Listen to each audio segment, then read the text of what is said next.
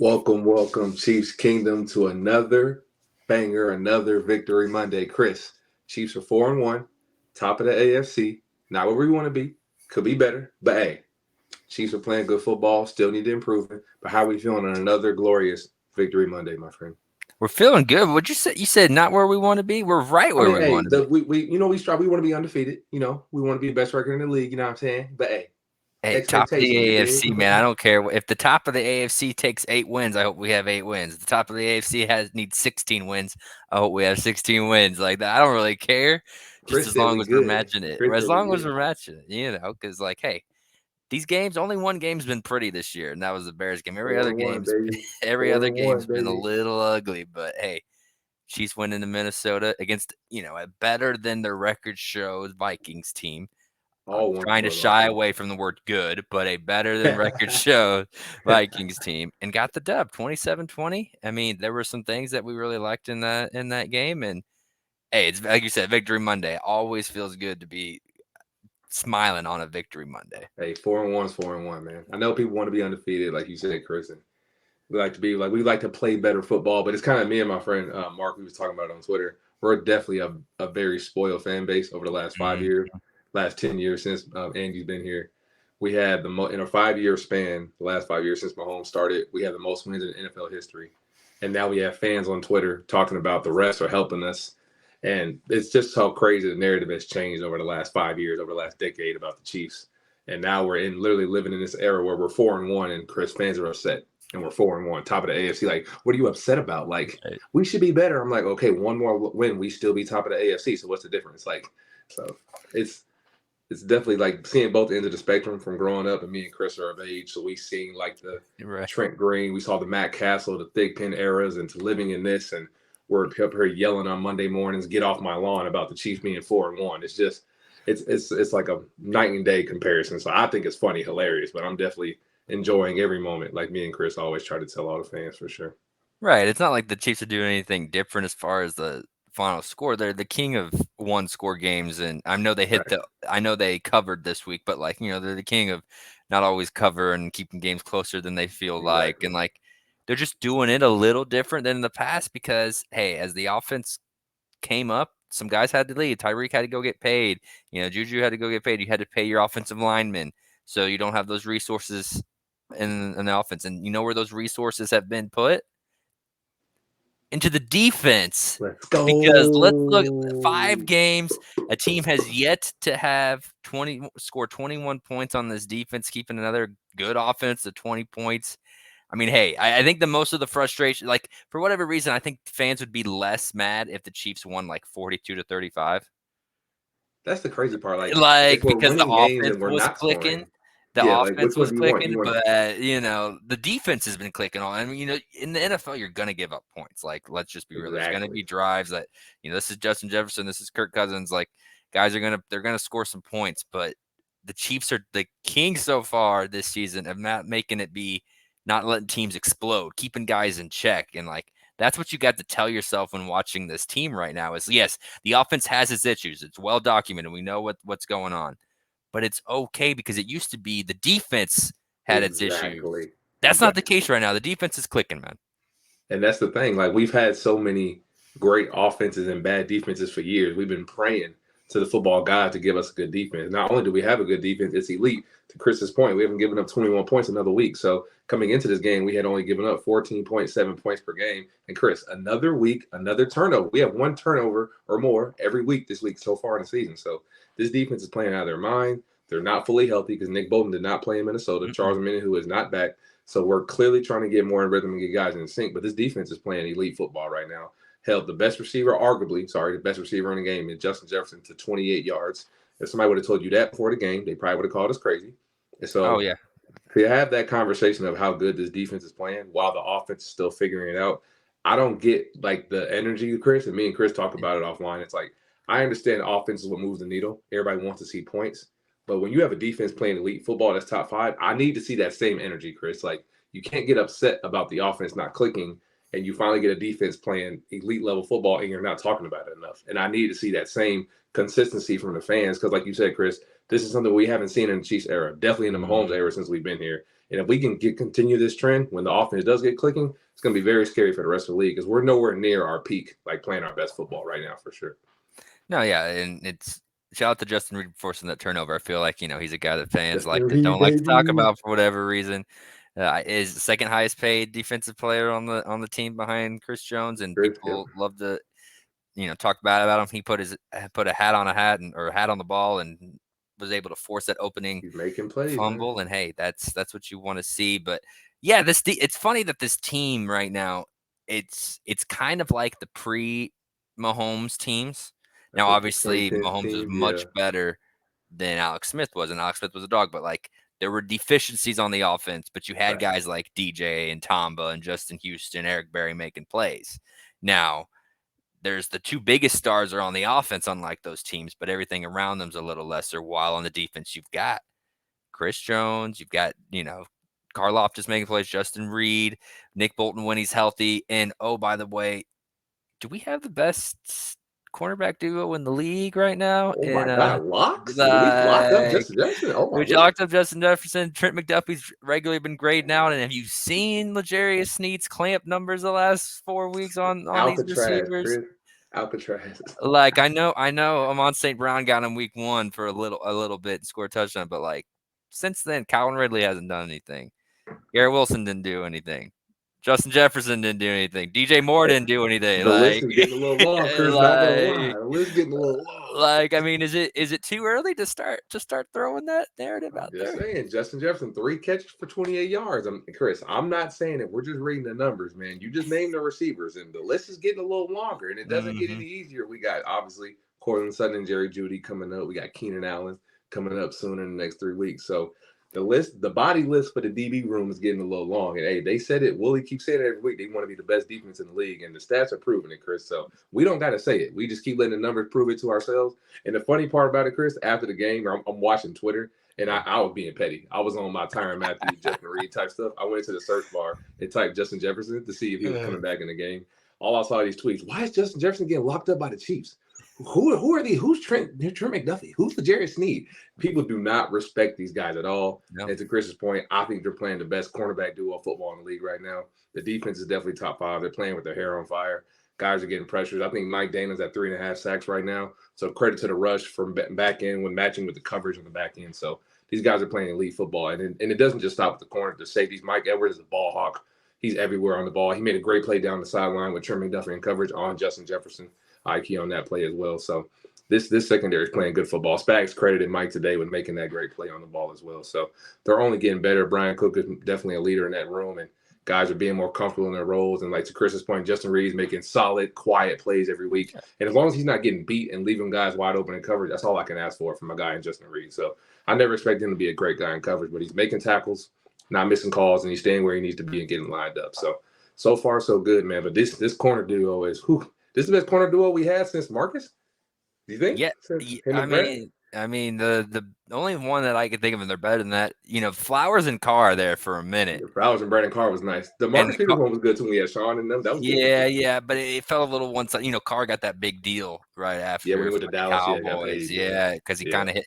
It was really only one season when they were both throughout the peak. For the most part, Carr was kind of underperforming, and then he went Brandon off. Flowers The last super solid. Yeah, Brandon Flowers is a fan favorite. One of my favorites. I always was mad he went to the Chargers after that, but yeah, Mark, you bring up a good point with Marcus Peters as well. But yeah, I think this is definitely better than any of those duos we just named. I don't know. Too. So Pat Surtain, Ty Law at the end of their career when we had both of them. Hey, that's the Dale Carter era. That's another good corner. Okay, yeah. But we've had some good ones. This may be the best one. It may be the best one. It's definitely a good group, and I just love the way they play. Trent's taken over the slot blitzing from Sneed and is doing it just as well. Bro, I love that. They both can do it. I love that, bro. They both can play at that slot. The diversity is crazy, and I'm glad you brought up Mike Dana too, because shifting back to the other parts of the defense, I know Chris got a sack, but you just watching it, you're not always going to have your A game every week. And Chris didn't have his A game. I think he had a B plus game. He seemed a little gassed. It just wasn't quite what we needed. And we're used to him being the closer there. Well, when Chris didn't have his A game, Mike Dana came up and was like, "All right, Chris, I got you. I got Don't you." worry And about got it. that I sack to got this. close out the game. And that's just what this team's about, man. There's again, it used to be Chris Jones and who knows what you're going to get. Now it's, hey, if Chris isn't balling out, there's other guys on this play, whether it's in the secondary, whether it's in the linebacking core, or just even among the defensive line that can make a play. And it's just very refreshing as a Chiefs fan. If you don't let yourself get caught up in the offensive woes, it's actually been a blast to watch this team play defense. No, absolutely. And you got multiple guys get a sack. We had Mike Dana in with a one sack.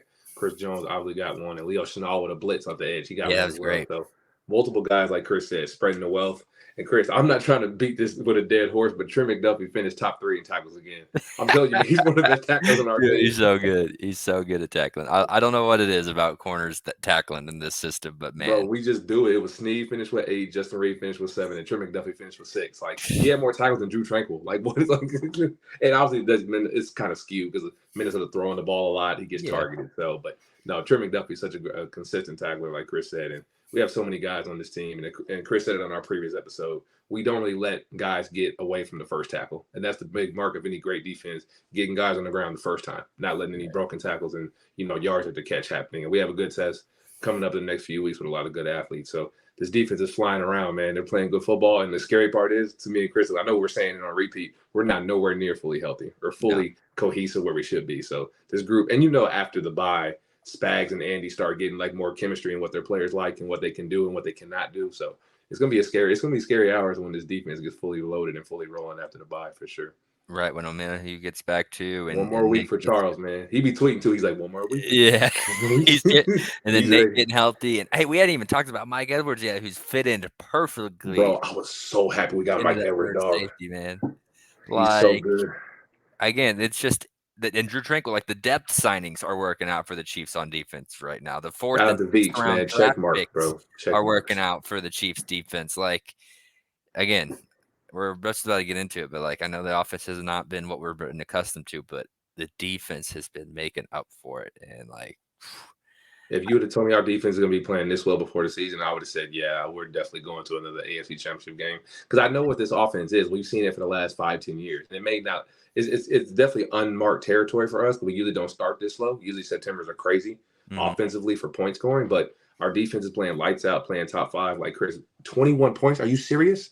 That's like the Niners or the Cowboys type stuff. We don't do that in Kansas City. Like, unless like the Tom Bud, like you said, Justin era. Since like 2018, we've never ever done that. So the fact that we have that now, I'll give the offense time because I know this offense is going to get clicking.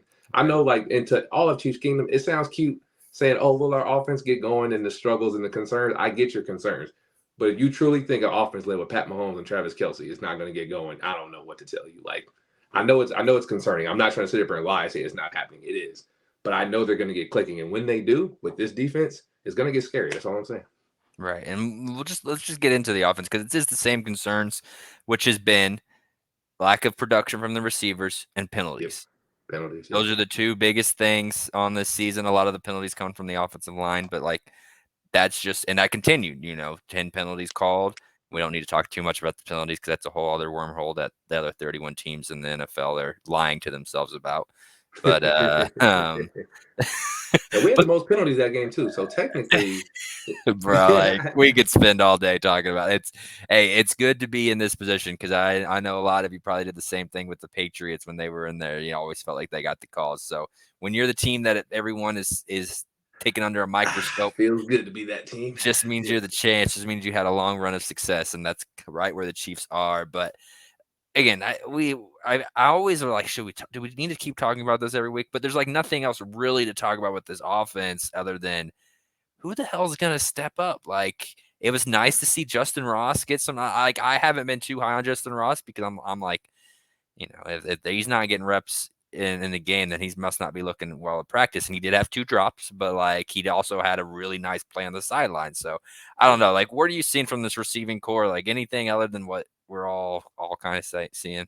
It's kind of the same thing what we just read. I'm looking at the stat sheet. Trav had 10 targets. You got Justin Watson with the 2 biggest catches in the game, like Oh we yeah, said. he's awesome. So the post down there and then the sideline catch with the fake ball. So Rasheed Rice had 4 targets with 3 catches, or four catches.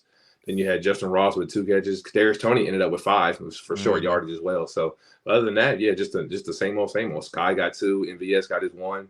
And then Noah Gray had 2 as well. So it's kind of like Travis Kelce, like you said, and everybody else. So we're waiting for the guys to step up. And thankfully, we have 3 weeks coming up in the next part of our season. We have the Broncos on the short week on Thursday, Chargers on Sunday, and then the Broncos again in that 3-week span. So, and I posted some of the stats today that the Broncos are one of the worst defenses in the NFL. So this week, so Thursday is another great opportunity for these guys to step up. And to Chris's point, there's nothing really else to say. I mean, we've kind of beat it like a dead horse, and I'm trying to be optimistic and try to be somewhat positive because I know the players are just as frustrated as we are, but I know they're going to pop out eventually.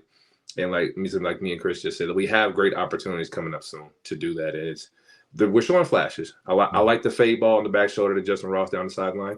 I love that as well because it was an easy pitch and catch too, and it was like no fear at all from Justin to go down there and make a catch. Pat gave him a great ball up top. He just went up and got it, and that's what having a big catch radius does for you.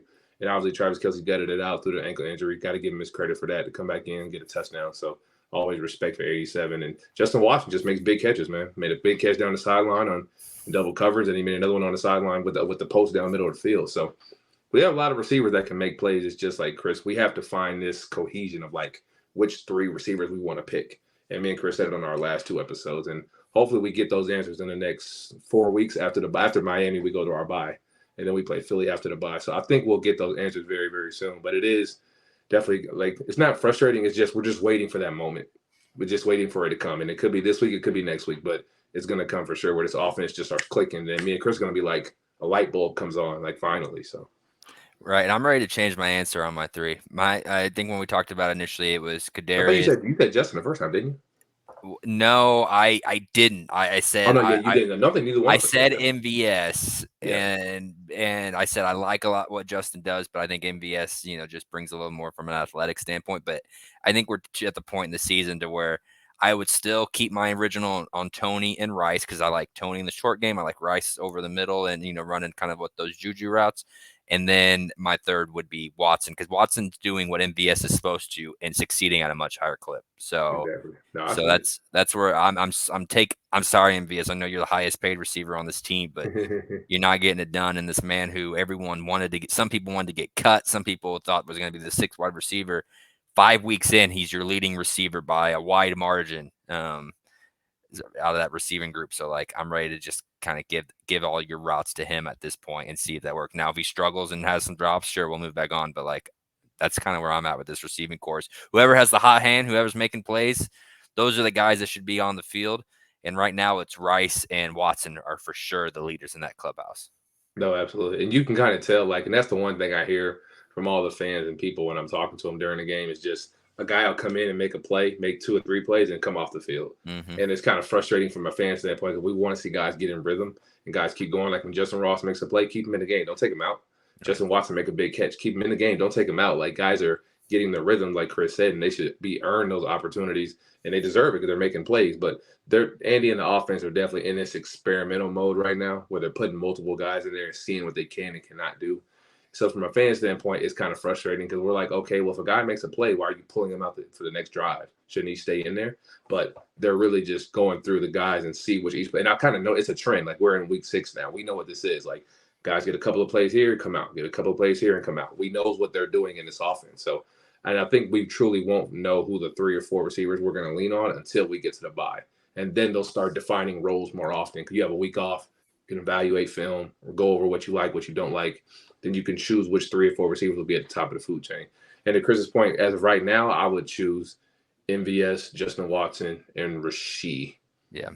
Those would be my 3 right now. And then sprinkling a little Sky, sprinkling a little Justin Ross and KT. And honestly, like, I'm cool with as long I'm just glad KT finished the game. Can we clap it up for that? Like, he's no injuries, no nothing. So 5 or 6 targets, whatever it was. I know it was all short game, but hey, with his explosiveness, I'm okay with that. And I think 3 of them were first down, so hey, I'll take it. Right. It wasn't a lot of yardage, but it was production. So I still am a believer in Kadarius Toney. I just think that initial injury, and then couple it with such a horrific first game, I think he's just had a lot to get over this last month or so. Oh yeah, for sure. I think we'll see him as long as he stays healthy. He'll continue to see his role increase. It's so funny. We know this receiving core is quote unquote, as the kids say nowadays, mid, Chris. It is, but it's like that. It is. The kids are right. The kids are right. But the same mid receiving core had the Bengals linebackers calling MVS Tyreek Hill. So I'm Yeah, not worried, bro. that's I'm true. really not. That's true. That's fair. That's fair. But hey, before we It's before we Tyreek Hill, get man. on to the what? Yeah. Before we get onto this Denver preview, because we are going to continue our 2 episodes going on, but with the Chiefs playing on Thursday night, we're going to go back to our old format, do the Short week, Broncos. people. Short week. But before we get to the Denver Bronco preview, it's weird to ask this question after he's coming off 67 yards and a touchdown. Are you worried about Trav at all? Because, like, we're already at the second injury, Mm-hmm. and I know he's still productive right now. What, 3 touchdowns in 4 games, like Yeah. getting targets, making catches, making plays. But the explosiveness definitely has not been there this season. Oh yeah, I Like, mean it's a long season. You know how it goes. And right. start off the season when he hyperextended his knee in practice, banged up his ankle last night when he rolled it on the turf yesterday in Minnesota. So it's definitely a long season. You want to help guys recover and be as healthy as possible. And football is such a physical sport. Like Chris said, it's hard to ever be healthy when you're in a season, when you're playing and you're getting banged up every week. So concerned, yeah, a little bit, because like I want to, and this is why we're so enamored and like clamoring for other guys to step up, because like it can't be Trav every single game, because you never know, he may have a little tweak ankle or something and guys had to come in, and guys have done their job. Like that drive when he went out, the receiver stepped up. Justin Watson made a big play. Justin Watson made a play. Justin Ross. So guys can make plays when given the opportunity. We just have to do it on a consistent basis. So that's why I'm not too concerned, because I saw them go out there and do it. Now, can you do it for 2 or 3, 4, 5, 6 drives in a row, even with Trav not or being on the field as well? So that's the biggest thing for this receiver group. We just want to see consistency. We see flashes. Justin Watson can make plays in this offense. Sky Moore has a role. MVS has a role. Rasheed has his role. KT, they all have things they do well. We just have to get it in a package of things we like to do and do it consistently. And that's the first part of the season that's always the most frustrating for this group. And the same thing as last year. We just want to see guys get into their roles and have things be defined. So, and we're only in week 6, so we have plenty of time to do that. So, right. And that's kind of where I'm at. Like, I am worried about him more on the injury standpoint, like, 2 injuries already. It needs to be on the field, even if he's not, okay, 100 yards 6 or 7 times a year like he has been, 1,400 yards like he was last year on the season.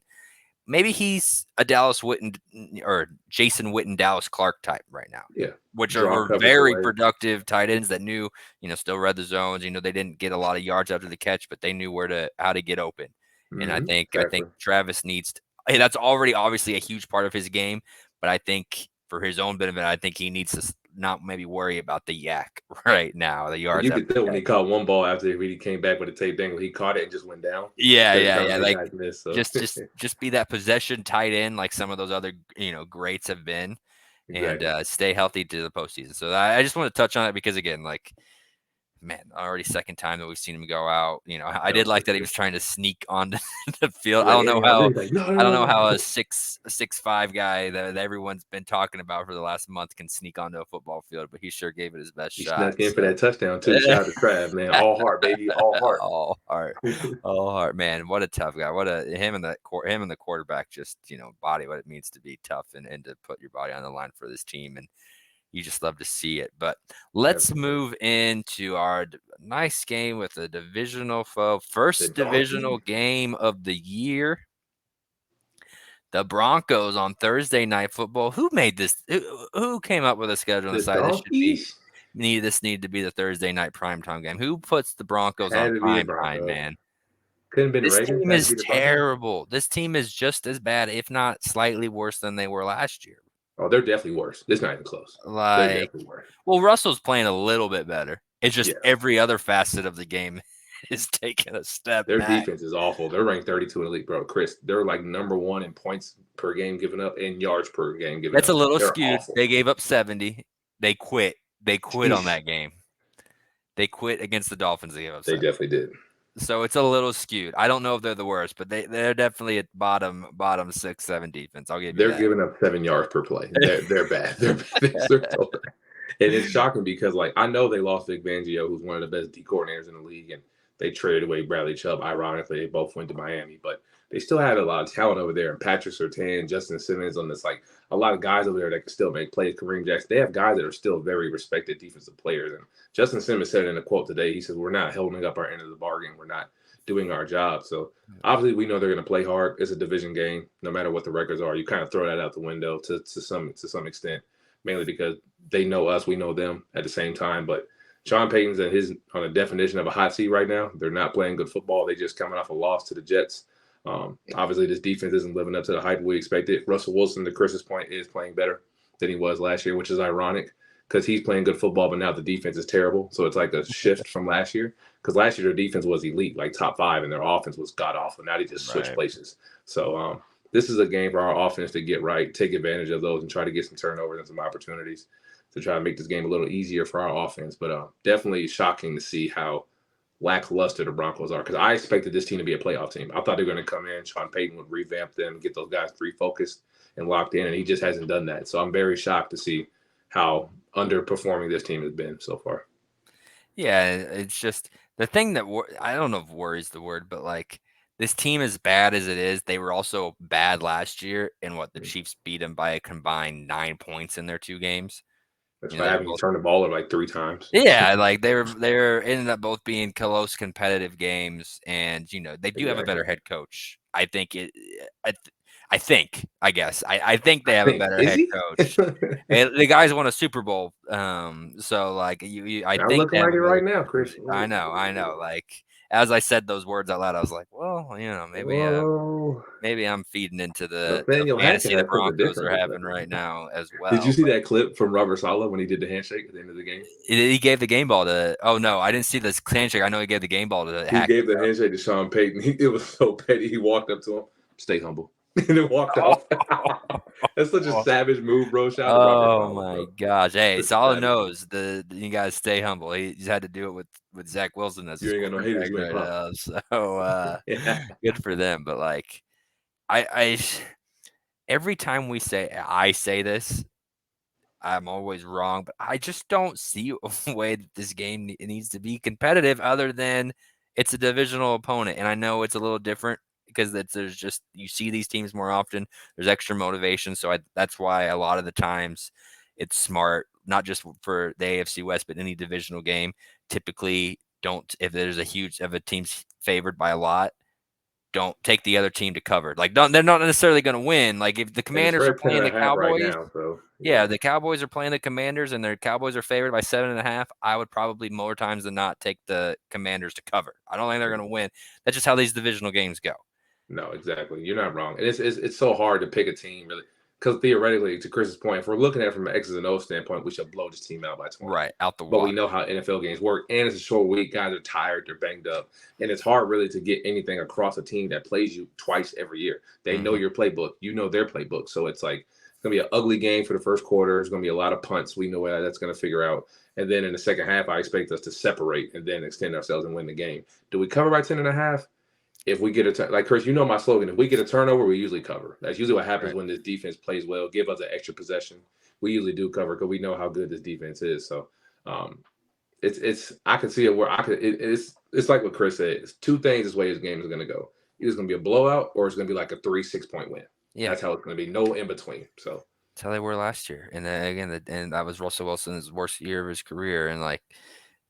They got some guys. I know Javonte Williams didn't play last week, but and so who knows if he'll play on a short week this week. But the running back is pretty good. Their receivers, in theory, are pretty good. Like we've seen flashes from Judy, who was a number 1 overplay. We've seen flashes a couple years ago from Sutton, but he hasn't quite been the same from his injury a couple years ago. Yeah. So like they have some names. We like what Simmons in the back in the secondary does, and Pat Surtain is maybe one of the few corners better than Sneed and McDuffie out there right now.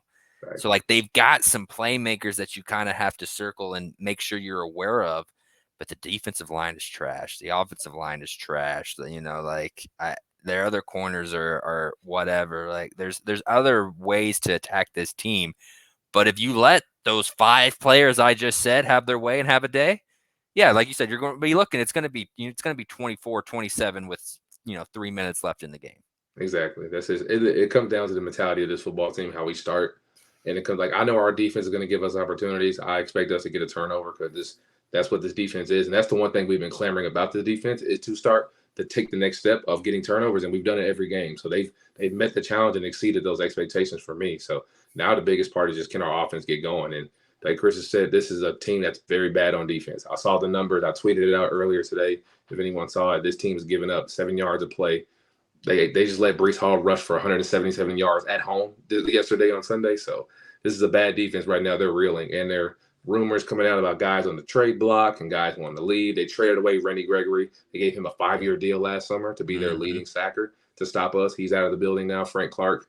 I don't think. Did he even play versus the I don't Jets? know how much I don't he's think he played at did. all this year. He hasn't played Exactly. much at all. Exactly. So it's a bad defense that's been struggling overall, top to bottom, like Chris said, from back end to front end. The only positive thing I could say is maybe Patrick Surtain played a little better, but I mean it's Zach Wilson, so you can't really take too much from it from what they did yesterday. But it's a bad defense that's playing bad football all around. So you should go out there. Vance Joseph is a respectable DC. He's been in the league a long time, and I'm not trying to overlook an opponent, but like Chris said, we should win this game by more than 10.5, in my opinion. But Yeah. it just all depends on what this offense does. So Right. And the Chiefs, it's again like short weeks are different, and they're tough. guys don't have their normal recovery process. And so, Yep. again, that scares me with Kelce. It Yep. scares me with such a young and inexperienced wide receiver core. Facts. And so in my head, it's gotta be a pop day. They went away from it from the Vikings. He had success early, and for whatever reason, they scrapped it in the second and third quarter, handing the ball off to Pacheco, and then finally got back to it a little bit at the end to ice it. But like, it's got to be one of those games to where hey, your number one target is banged up. He may or may not even play this week. Who knows how the swelling in that ankle is? You have Exactly. your best wide receivers are a rookie and guys that the fan base is still 50-50 on that's had drop issues in the past, and Justin Watson, like, okay, maybe they're not ready to go on 4 days preparation. Just turn around and follow Creed, Tooney, and Trey Smith with Pacheco. Like that needs to be the game plan this week for me. Like No, I that's where agree. I'm starting. And the stats back you on that point as well, Chris. Like I just said, Brees Hall, 177 yards yesterday. His team is giving up 170 plus rushing yards a game. So, and they're giving up 280 passing yards per game. So this defense is bad all around, front end to back end. So this is a game where you could definitely see Pop getting very active early, getting in the end zone. I like him to score. If guys want to talk about the props as well, so I could see us running the ball, setting the tone, and taking the pressure and the load off Travis Kelce this week and letting other guys get involved. And once you get that running game going with Pacheco, then you can play action to guys like MVS and Justin Watson and letting Rasheed Rice and Sky Moore get more involved as well. So on a short week, you want to run the football, like Chris said, and this is the week to do it. So there's plenty of opportunity. Now we just have to go out there and execute. So What scares me a little bit is that they hear the noise, they hear the chatter about the passing game not being as efficient, the wide receiver group, and then they look at the Broncos tape and they look at the Broncos team stats and they see an opportunity for it to be a get right week, a week to prove get everyone right, that hey, yeah. this receiving core is okay, without taking into account the other things we just talked about, the youth and the inexperience and just the inconsistency that group has had. That hey, you've spent the last 3 or 4 days preparing to throw the ball a lot when you should have just been taking the easy way and perfecting the run game and Facts. playing off of that. So that's my only scare is that we come out slinging it and trying to prove that this offense is better than what we've seen, when really now's not the time. It's a short week. It's No, do absolutely. that against the Chargers. Do that against the Chargers secondary in 10 days from or 2 weeks from now when you're playing them and you have those extra days Yeah, you to get the extra prepare. three You for get extra those days to extra 3 clean days to up. prepare. Come out Exactly. slinging against the Chargers. I'll have no issue. Against the Broncos, as bad as they are, I Run the still football, bro. run the football first. No, And I then agree. Get in there, so get out with a dub. That's all that matters. exactly. Get in with everyone healthy. It doesn't have to be pretty, but just and it rarely is with the Chiefs anyway. It doesn't matter who they're playing. Just get I do out. expect Nick Bolton to be back this week because I know he missed 3 games, so that's plenty. Right. And I think he almost played this Vikings Yeah, he game, was but close. He so practiced. yeah, He practiced most of last week. He was limited, but but still, I you know what? If he's still limited, Tuesday, I might sit him again because it's the Broncos. exactly. And if you're Nick Bolton, that's a blessing. 4 weeks off, then you get 3 games and you get a bye, so can't Yeah, be mad about that at all. So right. You get that. You get the extra time. Then you get Chargers. You get at LA, at Denver, Germany, and then a bye week. 3 bad rush defenses. Yeah, 3 so, bad rush defense. So yeah, that's a great opportunity for Pop. Great opportunities for this team to go out there and make some plays, and all those teams are dealing with something. And it's always funny because, like, knock on wood, but it's like the biggest thing that you usually deal with for a long season is guys just getting banged up. And like to Chris's point, we have that depth. We're allowing guys like Nick Bolton to sit 3 games, where it played well with Chris Jones in his contract situation. Travis Kelce missed a game, and we're still figuring it out, but we're able to find ways to win games. So guys haven't always been on the field, but we're finding ways to win games. And that's what great championships teams do. And I want the Kingdom to pay attention to the other scores across the league, Chris. right. The Ravens had 8 drops this past weekend Did you versus see Lamar's PFF grade? Yes. Yeah, if you look at Crazy. Lamar's stat line, you're like, bro was booty. How does he get that? Like, it doesn't add up. Like, and then he got like a 95 on PFF. Say what you will about PFF. Like, if you watch the game, and that was one of the games I got, like, Lamar balled out in that game, but had no help. Had no help at all. Worse like, help than the Lions game. Worse help than Pat against the Lions. That's I thought their receiving course will be better than ours. It looked just like ours. Just dropping the ball. They dropped 3 touchdowns. Yeah. No, I know. I didn't mean to interrupt your point there, but no. You're good. You're good. Just Same thing. Blew my mind that, like, you look at the stat sheet, it looks like Lamar played like, oh, typical Lamar, can't throw the ball. No, he was out there slinging it. Just no one was helping him. I watched that game too. Like, it was so many drops from his number 1 tight end and Mark Andrews to Zay Flowers, their first round pick. Bateman had one, and in the end zone. Bateman dropped it. Aguilar dropped it. It was like, bro, that looked like our game versus the Lions, but we found a way to, like, obviously give it up. But, like, that's what, like, good teams do. Even though we've had our struggles, we find ways to win games when we shouldn't. Because, like, it took a pick 6 for the Lions to win that game, even with all the drops. So it's just credit to that was my original point, was like, I know we're not playing the best football, but like you said at the beginning of the show, you look across the AFC, we're struggling, air quotes I'm throwing up right now, and we're still top of the AFC. So imagine if we were playing lights out football, we would still be right where we're at right now. So imagine where this team is going to be when our offense does start clicking, and this mid receiving core starts cooking everyone again, just like last year. So, and we have that top 10, top 5 defense that we've wanted, with arguably the best corner combo in the league, like Chris said earlier. So it's going to get very scary for the rest of the league when this offense gets going, because they know it's coming. I know it's frustrating right now, and this is definitely one of the seasons we're going to look back on Pat Mahomes' era. Like, why was our offense so bad the first 6 weeks? And obviously it's going to be because new faces, the deficiency in wide receiver talent, Kelce's age is also a factor. But this defense is saving us time and time again. Spags deserves his flowers. I'm not seeing him get enough respect. I want more, and I know offense is what people care about, but we've been clamoring about a defense for years. And I wish people had the same energy, Chris, just because they're doing some things I never thought they would do this quickly, and I'm just so proud of what they're doing, man. I love this defense. Right. Yeah. Hey, it's an offensive league, man. So that's all everyone goes to first. But let's wrap it up here. We always do score predictions, early lines. I'm looking at DraftKings, which has over under 49, Chiefs 10.5 point favorites. Where do you see this lining up at? The 49, it makes sense. Short week, guys are banged up, so it may get kind of tight early on. I would lean towards. I'm going to lean towards the under, because I don't think Denver's going to score that many points on us. So I'm going to go Chiefs 27, Broncos 17. We don't cover, but in the under. So see, the over. Sorry. Yeah. No, that's the under. But this under. Yeah, 27. Yeah. Still the under. Yeah. See, it's funny. 17. After my whole spiel, and I feel like I do this, after my whole spiel on, hey, if it's a divisional opponent, take the under, or take the opposing team to cover. I'm giving the Chiefs the cover in this week. I was going to go 28-17, get that other side of it, get to the 11 points so that the Chiefs cover. So that's kind of where I'm at. We don't keep track of our records on here for good reason, because I don't know how often that I nail this, but hey, that's how I see this game playing out. So no, absolutely, it's gonna be a tough game. Like, we should blow them out, but like Chris said, it's just division games are tough, bro. They're really tough. It's hard to call.